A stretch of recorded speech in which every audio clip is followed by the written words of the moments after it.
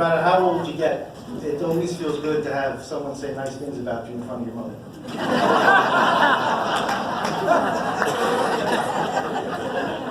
I've said it often, but in many ways we would not be here tonight if it were not for John. John mentioned that campaign, his first campaign back in '92. That was the first campaign that Sheila and I ever worked on. John encouraged me to get involved in the community. It was John that encouraged me to run for council. It was John whose guidance I've counted on over and over again throughout the years.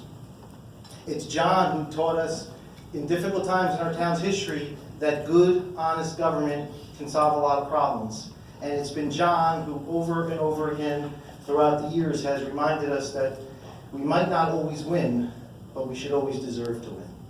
He continues to make us proud, and I'm honored to call him my friend. Thank you.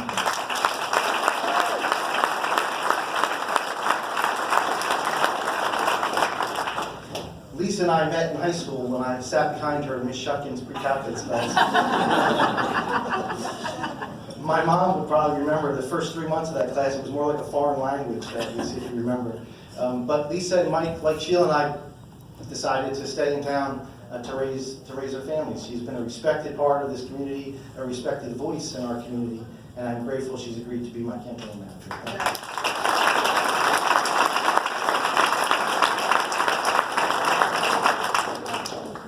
I met Jerry Dorino many years ago on the playground at Gregory School, at where else but the Strawberry Festival. He's been an active part of our community for many years. He's been elected twice to our town council. He has been a pleasure to work with, and I thank Jerry for being here. Councilman Jerry Dorino.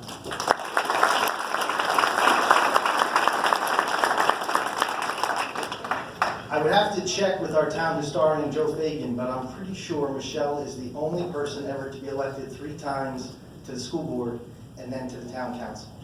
That speaks to her commitment to our community and speaks to the respect she has earned. Michelle Castellano.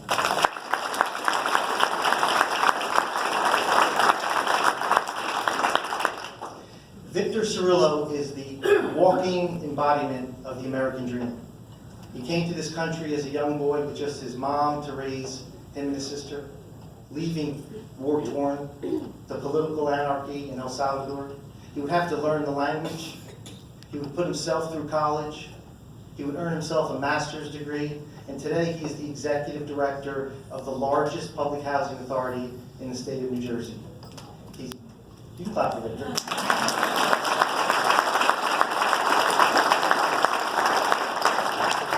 Township's first Hispanic councilman, elected twice to serve in the position, and I'm looking forward to his re-election this November. Councilman Victor Cirillo.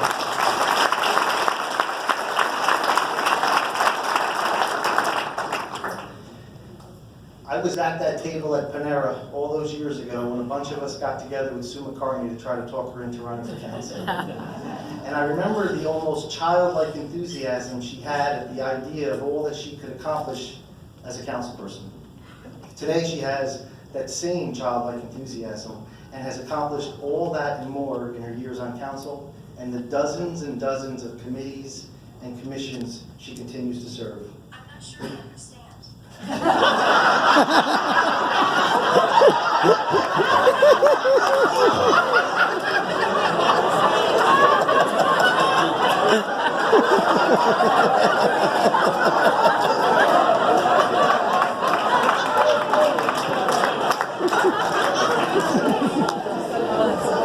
Well, in case you don't understand, we are all lucky to have Sue.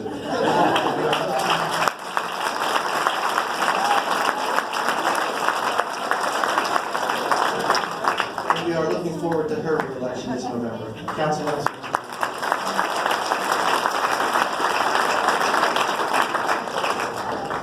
So when I think of John's first campaign all those years ago, and think about all the campaigns in between, I realize that this campaign will be the first without my mother-in-law, Mary. Mary, over the years, did everything from walk me around neighborhoods to drive me around neighborhoods.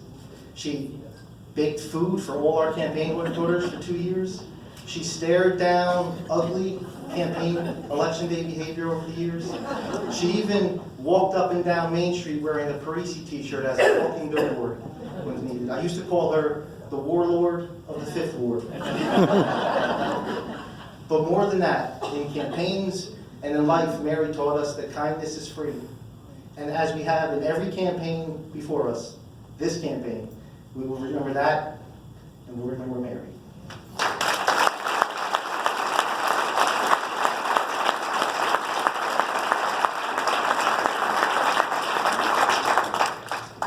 When I think of my childhood, and I think of growing up, I can't help but wonder on nights like tonight, if my mom's not sitting there and thinking, how the hell did he become mayor?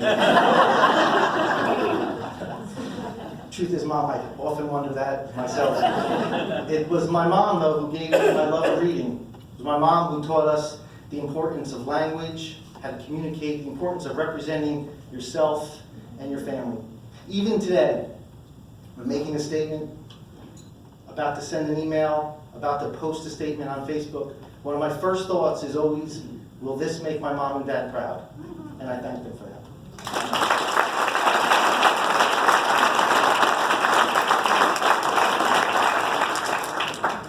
Our son will turn 20 in a few days.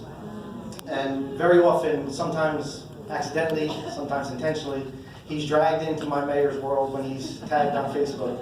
But Rob gets a hand, all right. So he has always handled that, though, with a maturity and a sense of humor that's beyond his years. He's a student at Montclair State, but if you're ever looking for Rob, you most often find him on a baseball field somewhere, either on the sidelines or in the dugout of one of the many teams he's a part of. My sister likes to say that he's a lot like his father, but the truth is, he's a lot like both his grandfathers. My son, Robert.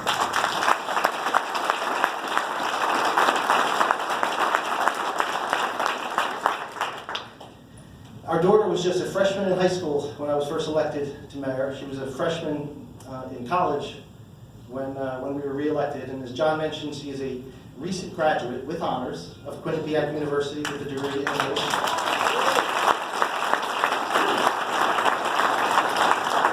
And to her credit, she started grad school just 2 days later. And the truth is, don't tell the professor, but she's supposed to be in class right now.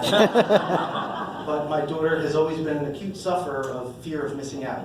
But we're grateful that she's here. Our daughter, Kelly.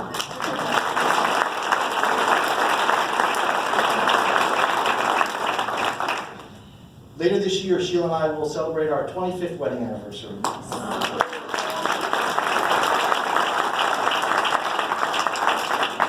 That was not meant as chief self-promotion, I'm sorry about that. But I often wonder and laugh that on that day all those years ago, Sheila clearly drew the short straw. Because I can tell you that a life in government service was not even the remotest of possibilities at that time. But with each twist and turn, she's held on tightly. Now that anniversary is going to come at a point in the campaign where I can tell you it's not likely we're going to do much celebrating. But she will do as she always has done, and she'll stand by her family. I wish she.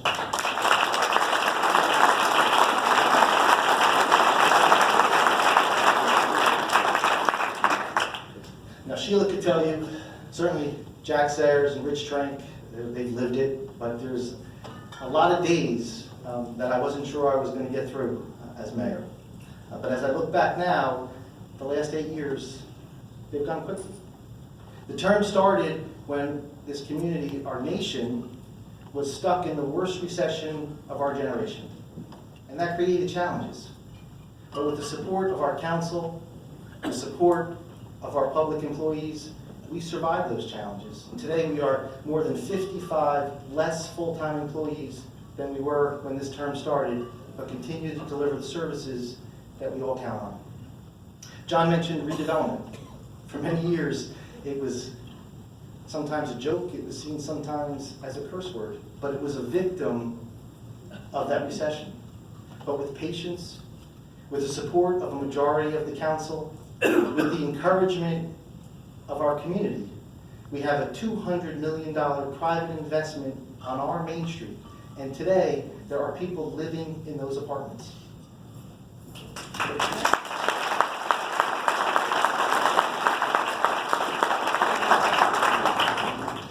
In the last 10 years, West Orange has the lowest municipal tax increase of any town in Essex County. And yet, in that time, we've improved our parks. We built a new park, built a skate park, improved our technology, improved our infrastructure, paved over 30 miles of roads, built a police substation, added Firehouse 5, new fire equipment, new police equipment, and worked cooperatively with the Board of Education to improve the athletic fields that all our children count on. People often ask me, what is the greatest challenge of being married? And without question, the greatest challenge is managing expectations. Government cannot solve all our problems. And Lord knows government cannot take credit for all the good. Community is built from the ground up. We are a town of nearly 50,000 people, and we all share in the responsibility of our success.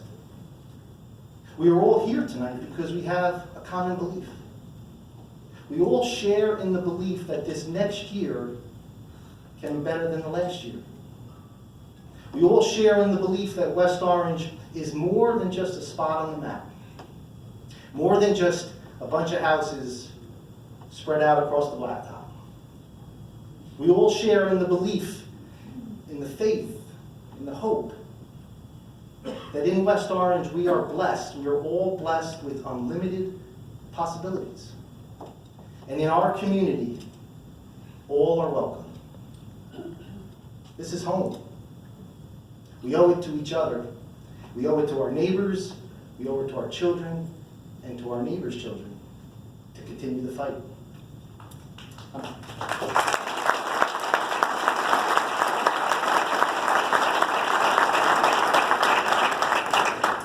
On behalf of my family, I thank you for your years of friendship, for your support, and I thank you for being here.